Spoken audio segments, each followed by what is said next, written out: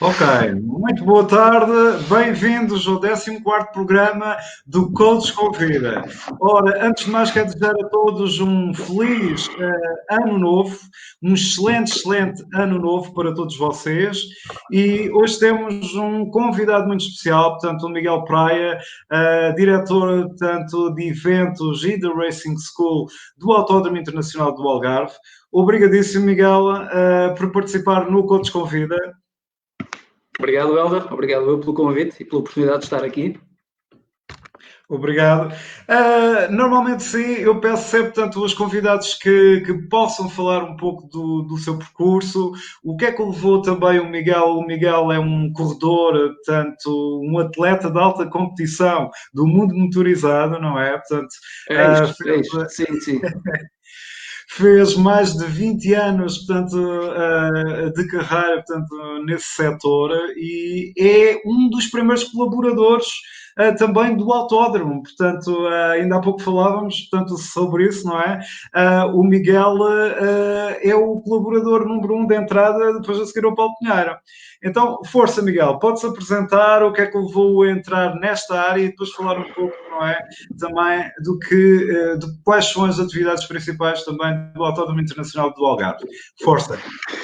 Sim, bom, é uma história de facto curiosa, a minha entrada na empresa. Eu, em 2002, 2003, depois de conseguir conquistar 2 troféus em Portugal na categoria, no troféu Honda CBR 600, claramente procurava uma internacionalização e realmente olhei para o projeto do Autódromo do Algarve, que foi noticiado mais ou menos nessa altura, ou seja, foi nessa fase que o Paulo tinha na sua cabeça em mente este projeto magnífico que hoje temos aqui implementado no nosso Algarve, e que sem nos conhecermos, ou seja, eu olhei para este projeto como alguém tão ambicioso como eu próprio gostaria também, porque é um projeto de facto internacional e todo ele virado lá para fora, e que casava perfeitamente com as minhas ambições.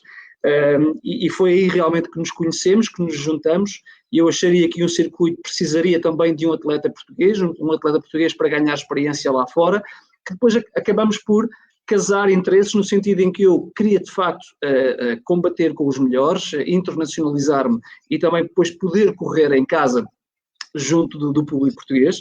Essa foi o primeiro objetivo, mas agarrado às minhas participações de campeonato do mundo, que surgiram em 2004, quando eu entro no Mundial de Superbikes. Em 2004 já o projeto estava muito mais consolidado e de facto o Paulo coloca uma equipa de engenheiros e arquitetos a acompanharem as minhas participações nos circuitos mundiais e de uma forma muito inteligente, porque desta forma também teria acesso ao interior dos circuitos e poder espionar quase que de uma forma autorizada o melhor que cada circuito tinha, para depois, de certa forma, com toda esta preparação, implementar aquilo que hoje conhecemos do Autódromo Internacional do Algarve. Bom, eu faço 21 temporadas, 7 delas de campeonato do mundo, pois a partir daí houve uma progressão desportiva muito interessante, a própria Parque Algarve depois, eu aí entro no Mundial de Superbikes em 2004 e em 2005 com equipas italianas.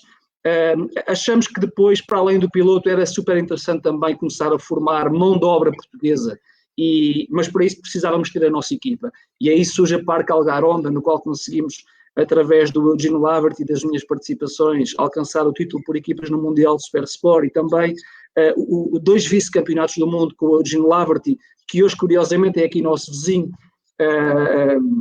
nos Montes de Alvor, portanto é um irlandês que está radicado agora aqui no Concelho de Portimão e que basicamente a partir daí foi um crescer de um acompanhar desta parte desportiva, que obviamente teria que terminar e terminou como tudo na vida, e que foi uma passagem lógica depois, ou seja, a minha passagem do ponto de vista profissional, que começa em 2004, esta relação com a empresa, mas que depois foi um passo lógico a partir do momento que terminei a minha relação como atleta. Seria um passo totalmente lógico poder capitalizar toda a minha experiência, toda a minha parte e relação comercial com organizadores de corridas, equipas, pilotos, poder, de certa forma, estar aqui, organizar e trazer toda esta comunidade para o nosso Algarve e organizar os eventos e também passar a minha experiência como piloto aos mais novos, àqueles que estão a iniciar agora. Portanto,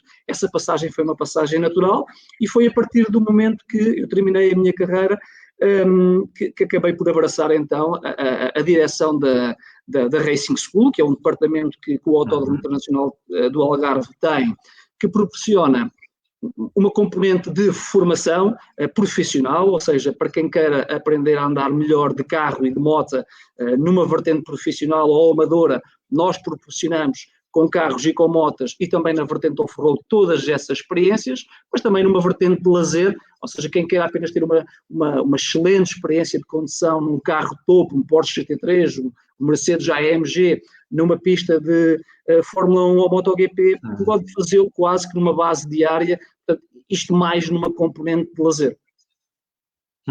Então quer dizer que a Racing School, tanto pode ser uma parte de formação, tanto e pode ser também uma parte de lazer, e pode ser a nível individual ou pode ser a nível de equipa que se possa trabalhar, portanto, junto da Racing School, é isso, não é? Correto, sim. Ou seja, a Racing School tem várias vertentes. Tem, de facto, a vertente profissional, que basicamente é um piloto que queira poder evoluir, e trabalhamos nos mais diferentes níveis de pilotos, desde o próprio Miguel Oliveira, que é apoiado por nós, no qual tem-me a mim à disposição como coach para poder preparar as suas épocas e usar as instalações do Autódromo do Algarve para poder preparar todas as suas temporadas, com muitos pilotos britânicos, angolanos, brasileiros, portugueses também, como é óbvio, que nos procuram nessa vertente profissional para melhorar a sua performance. Isto, acima de tudo, acontece nas pré-temporadas, antes dos campeonatos se iniciarem. E depois temos toda uma vertente, isto acontece também, obviamente, nas 4 rodas, antes das corridas.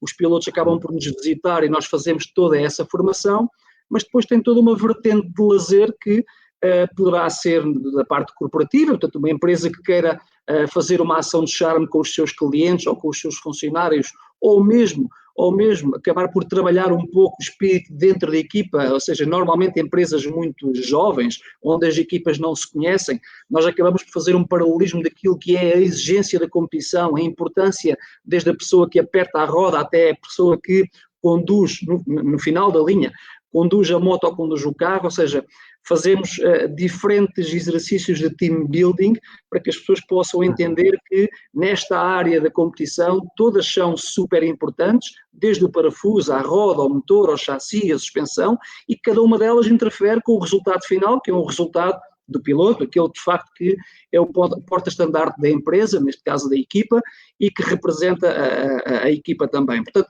e fazemos esse paralelismo, que é um paralelismo muito interessante, e as empresas procuram-nos para realizarmos essas ações de charme e realizarmos esses exercícios de team building, mas também ao mesmo tempo casar um pouco com os supercarros que eu já há pouco descrevi, entre os Porsche, os Mercedes AMGs e por aí fora, e realizar uma ação com estas viaturas numa pista de elite. Muito bem. Eu próprio já fui testemunha, portanto, já tivemos a equipa da Action Coach Portugal também, portanto, num evento cooperativo, não é? De team building, onde desmontámos rodas, fizemos, portanto, um circuito de condução cega, e não me recordo, portanto, foi bastante interessante, portanto, foi muito interessante, aliás.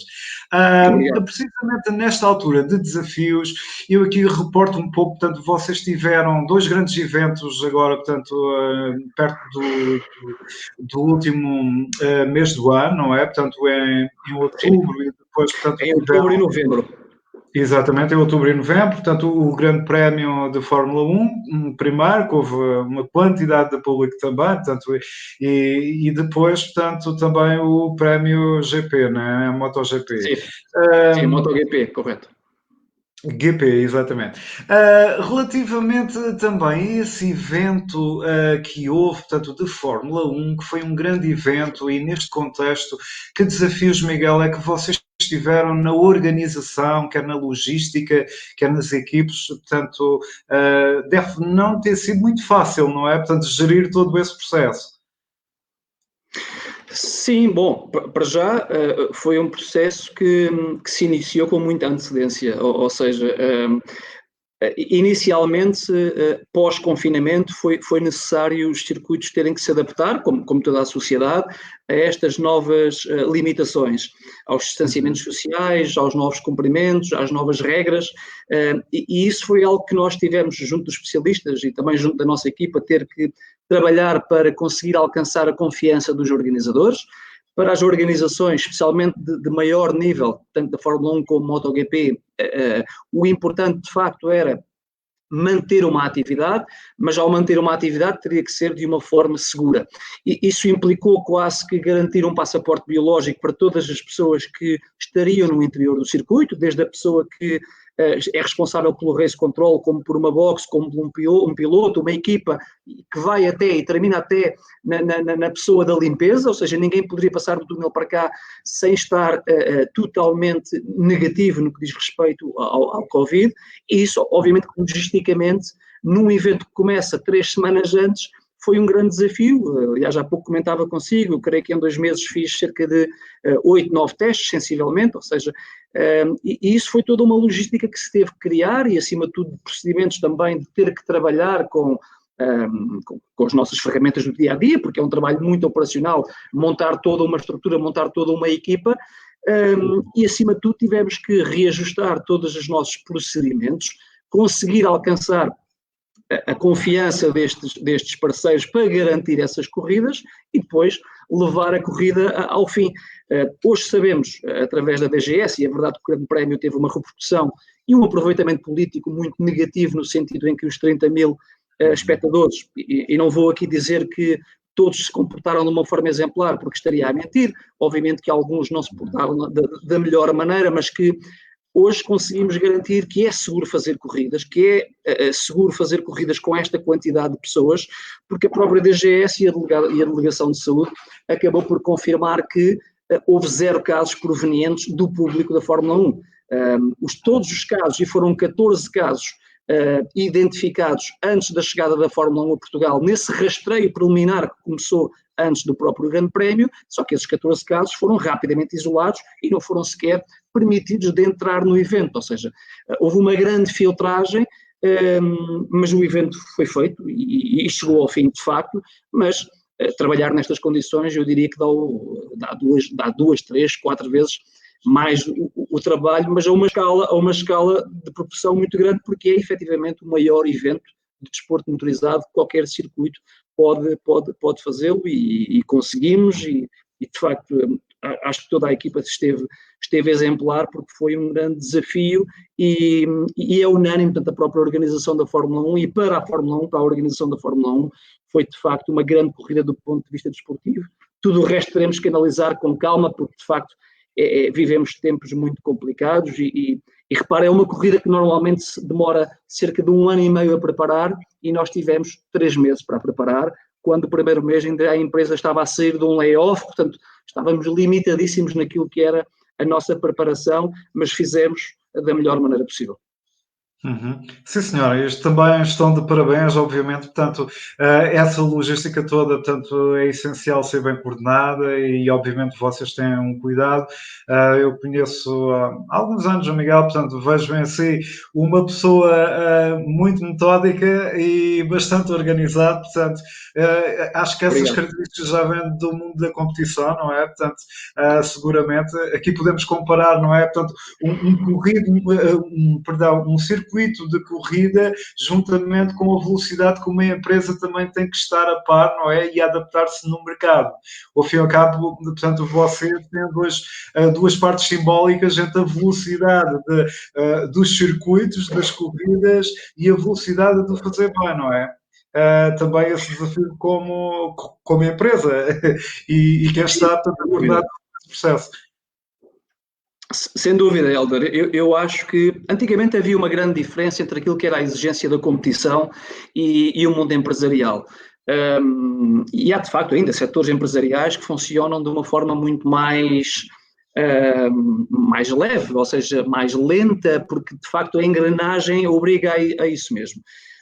Um piloto e uma equipa de competição e a competição por vezes é muito cruel no desporto motorizado, porque há meses ou anos de preparação para algo que praticamente acontece em 45 minutos. E as equipas e os pilotos são aquilo que demonstram naqueles 45 minutos e depois o final daqueles 45 minutos acaba por refletir numa tabela de classificação e aqueles que estão na primeira parte da tabela podem de facto continuar lá e valem aquilo que lá estão e os restantes, por e simplesmente, têm que procurar outro trabalho e outra formação. Mas no sentido em que não há margem para erro, ou seja, a pessoa que erra neste setor, na alta competição do desporto motorizado, tem rapidamente que ser substituída por outra, para obviamente, benefício de toda a estrutura. Portanto, uma pessoa que se engana a apertar uma roda e a roda sai do carro, essa pessoa tem que rapidamente ser substituída por outra, porque ao fim e ao cabo está a prejudicar, não só está a colocar o piloto em risco, mas também está a colocar todo o trabalho de uma estrutura de desenvolvimento e de treino que foi feita até ali. E há, de facto, esta crueldade na competição, mas que exige uma atenção ao detalhe e um profissionalismo que é muito difícil fazer um paralelismo com uma atividade normal, porque nós, quando estamos no nosso escritório, se não respondermos no e-mail, daqui a 5 minutos respondemos em 10, ou seja, não há aquela grande exigência, ou não é tão cruel como a parte, ou pelo menos para a grande maioria. Agora, eu acho que o mundo mudou, e o mundo hoje é tão exigente no sentido em que todas estas novas tecnologias e as pessoas acabam por tanto estar aqui hoje como este exemplo desta conversa que estamos, ou seja, conseguimos comunicar, comprar, viajar de uma forma virtual, tudo a uma velocidade que antigamente não acontecia, e isso faz com que as empresas e os empresários tenham de facto de se adaptar a toda esta velocidade e exigência. Hoje as pessoas têm de facto estas ferramentas à sua proximidade e usam-nas, e ao usando criam uma exigência perante uma empresa que de facto implica que as empresas hoje sejam quase equipas de competição na sua atenção ao detalhe, na velocidade de resposta, acima de tudo, porque as pessoas são cada vez mais exigentes e a concorrência é cada vez maior, e eu acho que cada vez mais todos os empresários e todas as estruturas são empresas de alta competição. Muito bem. E relativamente ao AIA, portanto, nestes anos, portanto, o AIA abriu as portas, portanto, o Autódromo Internacional do Algarve abriu as portas em 2008, certo? 2 de novembro de 2008. Dentro destes anos que passaram, quais são os marcos que destaca mais, Miguel? Alguns casos de sucesso, algum outro caso em que tenham particularmente ficado muito satisfeitos, muito felizes de concretizarem determinado evento ou determinada situação ou determinada parceria de negócio, por exemplo. O que é que destaca mais ao longo destes anos? Eu acho que o que posso destacar, bom, para já, obviamente que este setor, os circuitos acima de tudo, vivem dos grandes lançamentos de produtos, dos novos lançamentos, ou seja, os lançamentos de um novo carro, um novo pneu, uma nova moto. Este é o negócio dos circuitos. E o negócio do circuito é uma coisa que se vai construindo, é uma coisa que leva muito tempo, lá está, para ganhar esta confiança, solidez de um cliente, mas acima de tudo ter esta confiança de um setor que é tão exigente e dos principais players deste mercado, como uma Porsche, como uma Mercedes, como uma McLaren, que têm um grau de exigência muito elevado e que estão habituados também a ter uma relação com os circuitos e um nível de exigência que também requer dos circuitos muito elevada, é algo que demora tempo e nos orgulhamos bastante. E eu não destacaria, óbvio que eu destacaria acima de tudo o ano passado, porque eu acho que o engenho que o nosso administrador, na pessoa do Paulo, teve em conseguir transformar um ano que tinha tudo para ser um ano terrível e que foi de facto para a maioria dos setores, mas aproveitar o trabalho que fez e que semeou, toda a equipa semeou até chegar basicamente a esta parte da pandemia, mas aproveitar a própria pandemia para recuperar e manter a chama acesa nestes dois grandes campeonatos de MotoGP e Fórmula 1 e consegui-los trazer de uma forma prematura, e há pouco falávamos disso, ou seja, às vezes as pessoas acham que a Fórmula 1 e MotoGP caíram no autódromo apenas devido à pandemia, mas é um discurso e é uma afirmação totalmente injusta, porque o circuito já negocia com a Fórmula 1 e com a MotoGP há muito tempo, e há muito tempo que se tenta. E obviamente que sem essa relação e sem essa confiança, nunca a Fórmula 1 e a MotoGP viriam para Portugal, mesmo que Portugal fosse um destino seguro, e que, porque estas organizações têm que, acima de tudo, confiar na estrutura, na empresa, na equipa, para criar eventos destas dimensões. Portanto, o principal marco é, de facto, o ano que passou, porque todos os circuitos no mundo ambicionam ter estas duas corridas. E ainda para mais, ter estas duas corridas nas condicionantes que eu há pouco comentei, e ter as duas no mesmo ano é algo inédito, inédito para qualquer circuito, inédito especialmente para nós, que nunca tivemos nem uma nem outra desde a nossa abertura. Portanto, o ano passado para mim é o principal destaque, como é óbvio, com uma grande nota positiva para o nosso administrador pela forma habilidosa como conseguiu, lá está, no meio de uma tempestade, conseguir tornar numa grande oportunidade e com tudo isso depois conseguimos dar a volta à situação. Mas acima de tudo há uma grande consistência desde o momento da abertura, uma grande consistência e um grande trabalho na confiança, e eu destacaria também a confiança que os grandes construtores têm no Autódromo Internacional do Algarve, e muitas das vezes isto passa totalmente ao lado das pessoas que estão menos atentas e essencialmente da população em geral.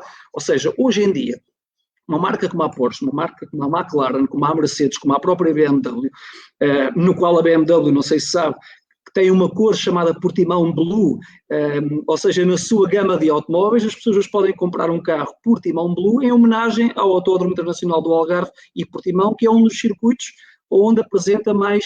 Não sabia, Miguel. Não sabia, realmente. Vocês estão para lá por isso, ainda por cima em parceria com a McLaren. Exatamente, bravo.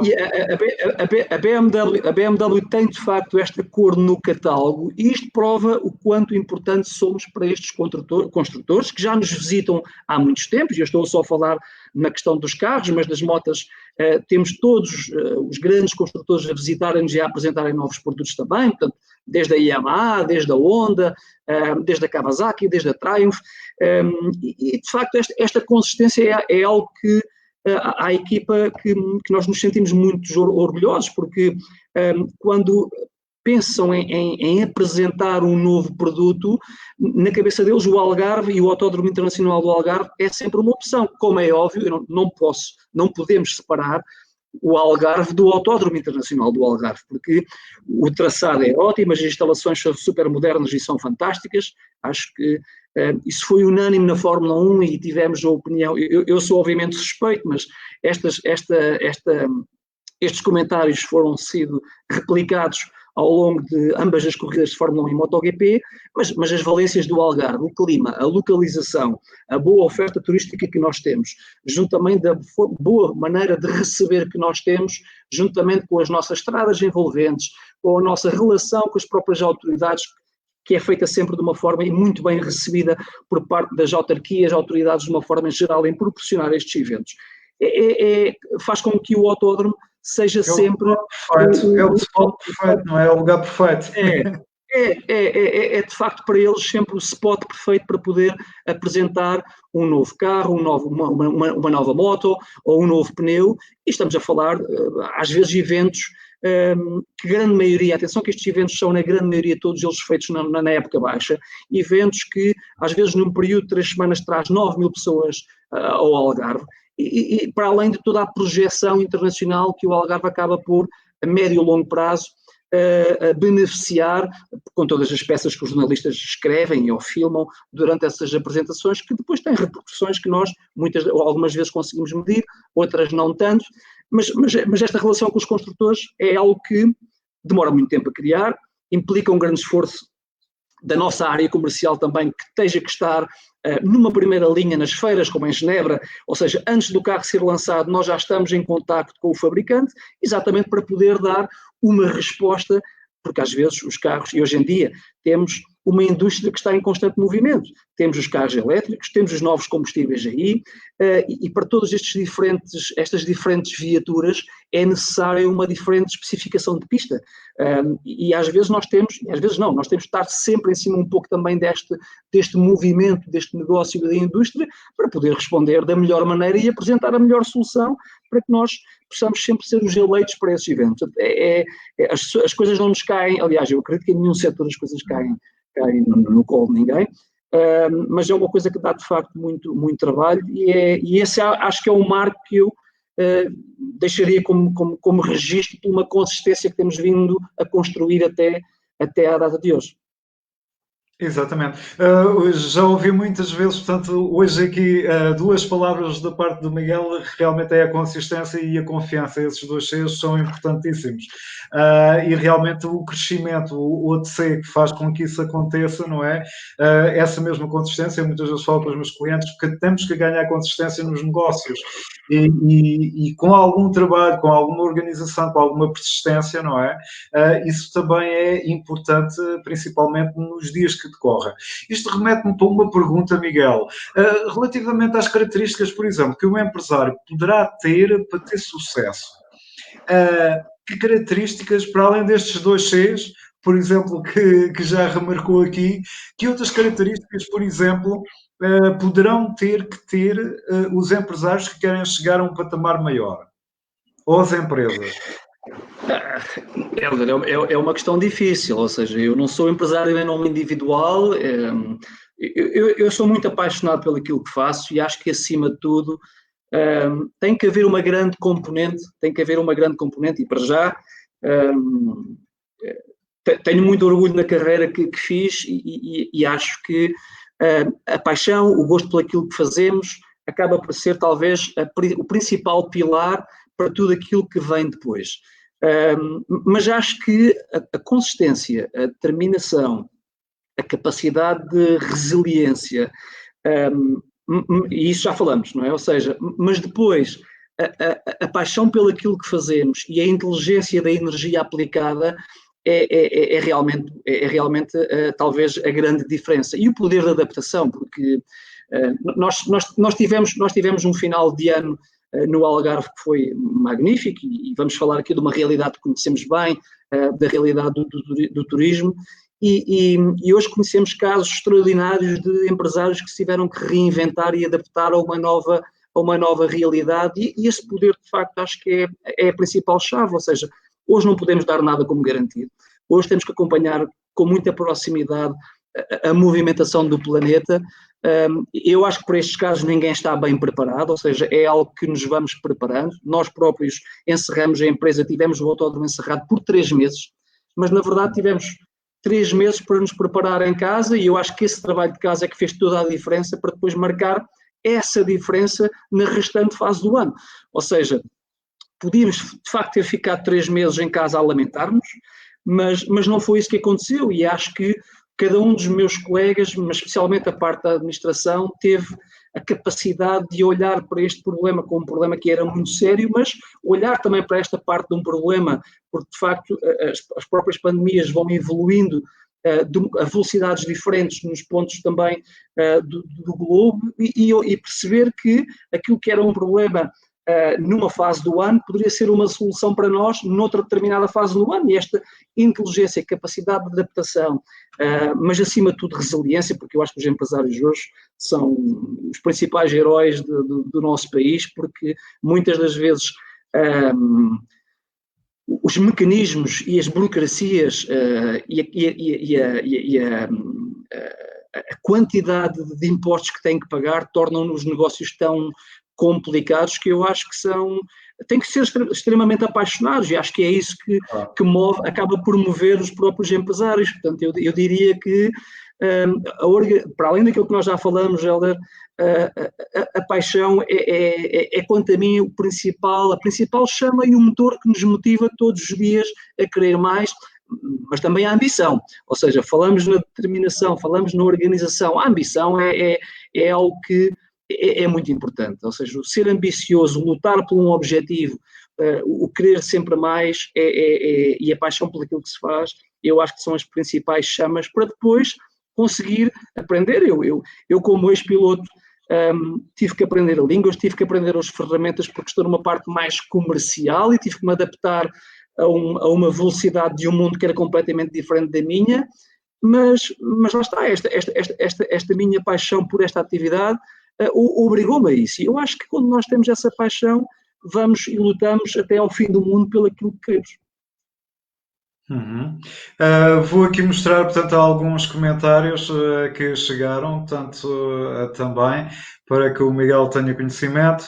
O António, portanto, Marcos Pinto é também uma pessoa que já segue o programa há algum tempo, portanto, e já cá esteve, portanto, um grande abraço também. Sim, senhora. Um abraço para o António também. Há uma pergunta que tenho que fazer que é, portanto, também, o que é que será o futuro também do AIA? O que é que vocês têm preparado agora para os próximos tempos? Se o Miguel puder, portanto, desvendar um pouco, portanto, alguns objetivos maiores também para o AIA. Por exemplo, vai haver algum segundo prémio de Fórmula 1? Portanto, eu sei que ainda não têm a certeza, não é? Eu vou só fazer essa grande pergunta que toda a gente está questionada, inclusive eu faço esta pergunta porque há uma petição pública para ver o segundo prémio, portanto, Carmo Algarve, certo? Sim, claro. Helder, há pouco comentávamos um bocadinho o negócio dos circuitos e nós, como qualquer circuito, o nosso core business são os lançamentos, é o comércio e a indústria. E esse é o nosso principal foco, ou seja, neste momento nós estamos focados nos lançamentos, em atrair lançamentos para o Algarve, receber esses mesmos lançamentos, e esse é o nosso principal foco.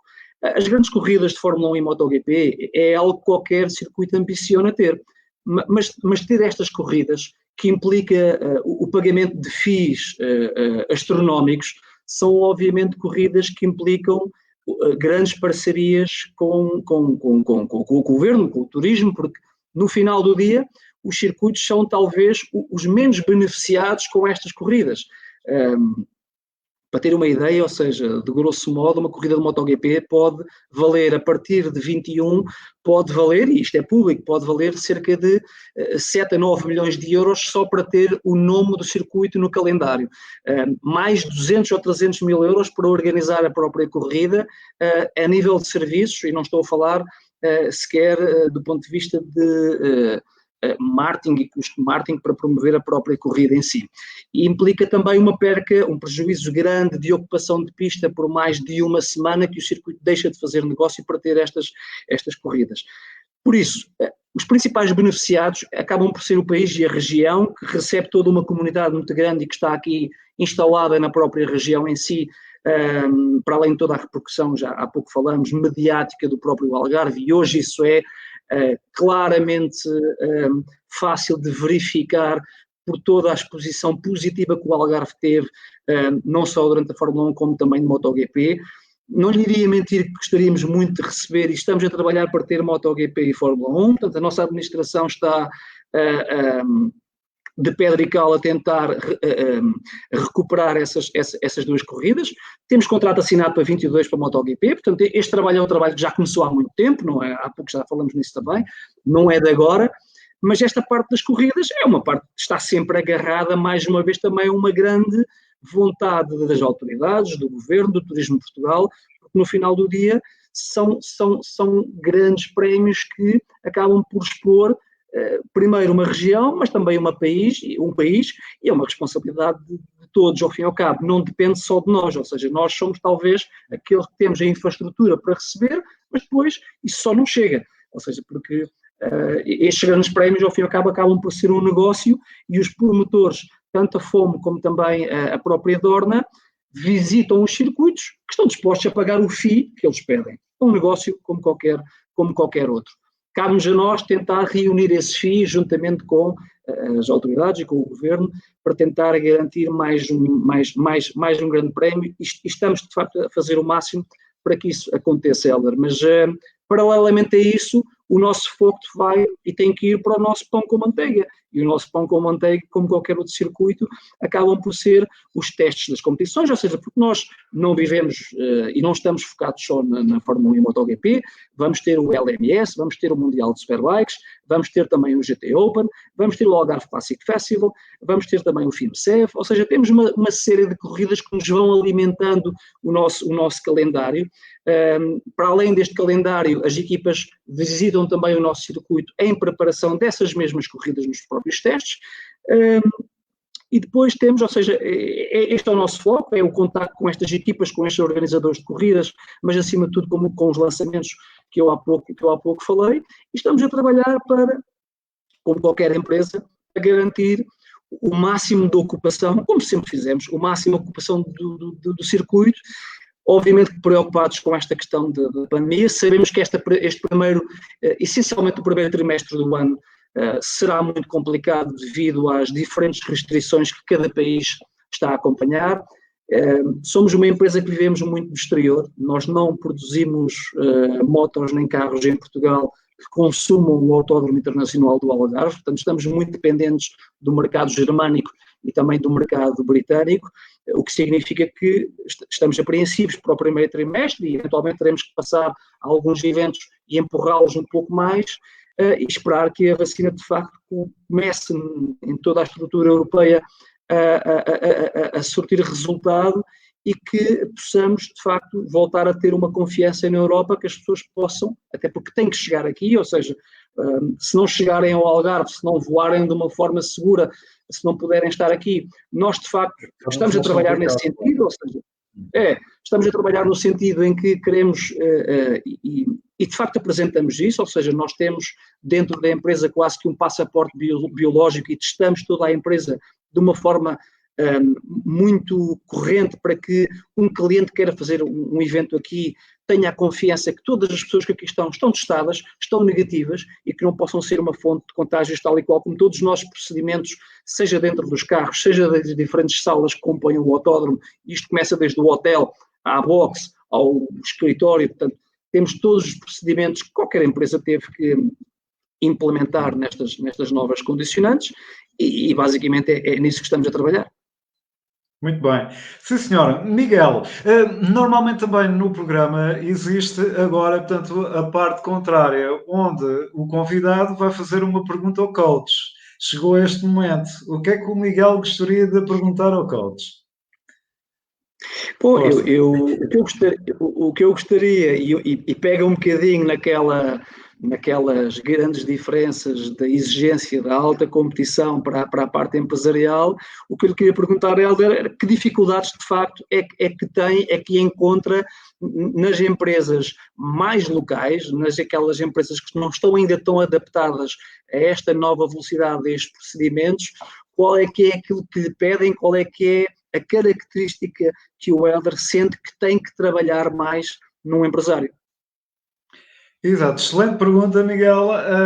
Realmente, nem todas as pessoas estão abertas ao coaching ou a receber um coach dentro da empresa. Isso realmente é verdade. Muito depende do mindset. Quando o empresário realmente é positivo, é construtivo, tem uma abertura maior, claramente o trabalho torna-se mais facilitado, não é? Portanto, não só o primeiro contacto, como também depois o trabalho dentro da empresa. Mas realmente uma pessoa que tenha receio de pensar logo, portanto, eu vou contratar um coach, eu vou fazer coaching dentro da empresa, será que isso vai resultar? Portanto, as pessoas que equacionam muito, não têm uma atitude mais proativa, mais dinâmica, por aí fora, imaginem aqui um circuito a fazer, portanto, o empresário também tem que fazer o seu circuito para se reorganizar. Em épocas como estas, portanto, a reorganização, uma dinâmica, uma abertura permanente, uma escutação do mercado, um reposicionamento das marcas, marcas dos produtos, mesmo a nível local. Muitas das vezes, portanto, os empresários podem pensar: a minha empresa é pequena, a minha empresa não necessita de um plano estratégico, não necessita de trabalhar em grupo de determinada forma, etc. Portanto, isso tudo não está assim tão certo. Portanto, qualquer empresa que quer vingar, que quer crescer, precisa de se reorganizar, precisa ter um pensamento estruturado, precisa ter uma equipa funcional, precisa de se adaptar, precisa de ter uma sistematização de negócio, precisa de um conjunto de componentes. É como se estivéssemos a descompor, portanto, a descompor não, a desmontar um carro. Eu não ia descompor Sim, o carro, ia desmontar o carro. claro. Desmontando algumas peças e depois, quando voltamos a colocar para o carro ficar em andamento e as peças não estão todas nos lugares certos, o carro pode não andar tão bem e não arranca. Sim, É o claro. mesmo nestas situações. Precisamos de colocar as peças certas nos sítios certos para que o negócio fique oleado, para que a empresa não pare e para que o dinamismo e a adaptação ao mercado sejam constantes. A tal palavra que utilizou há pouco, a consistência, é um fator preocupante às vezes nas empresas, porque os empresários não são consistentes na forma de o fazer. Às vezes podem fazer de outra forma e vão redobrar e não estão a olhar para um sistema que pode ser melhor coordenado. E criar sistemas Claro. simples mesmo, mas práticos na sua execução, pode fazer uma grande diferença. Eu já extrapolei para além da pergunta, mas o Ok. mindset para que tudo isso aconteça é o mais essencial, não é? Que haja por parte também do empresário e das empresas. Se esse mindset não estiver estruturado, não estiver preparado para avançar, os avanços podem não ser bem feitos.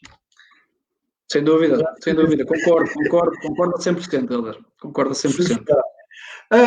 Antes de terminar, e quero também realmente agradecer, não sei se tem uma pergunta ou um comentário que queira, tanto antes de finalizar, ou uma mensagem que queira dar às pessoas que nos estão a ouvir, para Não, irmos bom, seguir. não está, bom, o que eu posso dizer, como é óbvio, é agradecer esta oportunidade, desejar a todos aqueles que nos estão a ouvir e aqueles que ao fim e ao cabo mais, que nos estão mais próximos aqui no nosso Algarve, desejar um bom ano.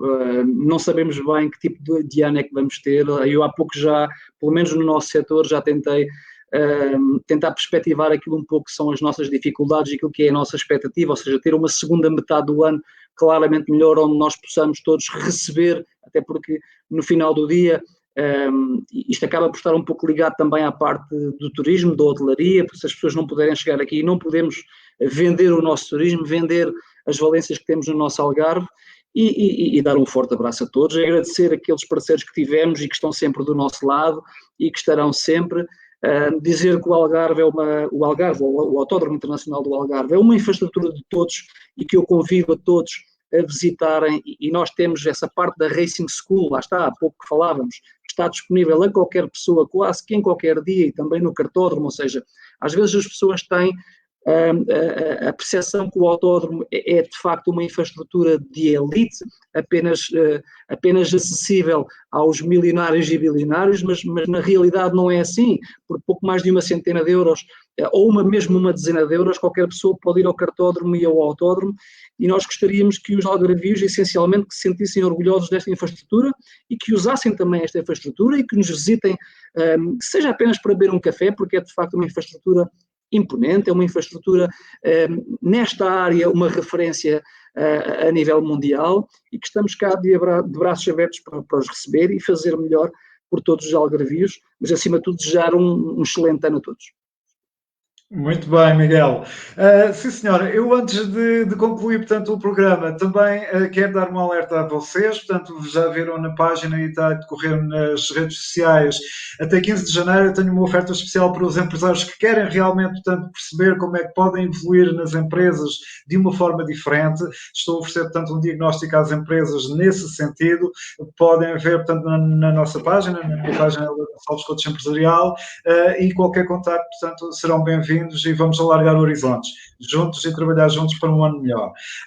Miguel, mais uma vez, muito grato pela sua participação, excelente participação neste Obrigado. programa. É também um bom arranque de ano, portanto, em termos de uma velocidade, portanto, foi o 14º programa, mas também o programa de arranque do novo ano. Portanto, não podia escolher melhor pessoa para estar cá e melhor empresa que o Autódromo Internacional do Algarve. Obrigado mais uma vez. Obrigado nós pela oportunidade. E um grande abraço também ao Paulo Pinheiro e faço votos então a todos, portanto, de um grande ano, um grande excelente ano para todos. Não cruzem os braços, vamos ao dinamismo das vossas empresas, acreditem em vocês, acreditem nos vossos negócios e vamos em frente. Obrigado, Miguel, mais uma vez. Vou então concluir hoje. Um grande abraço, até ao próximo programa. Abraço, bom ano, obrigado.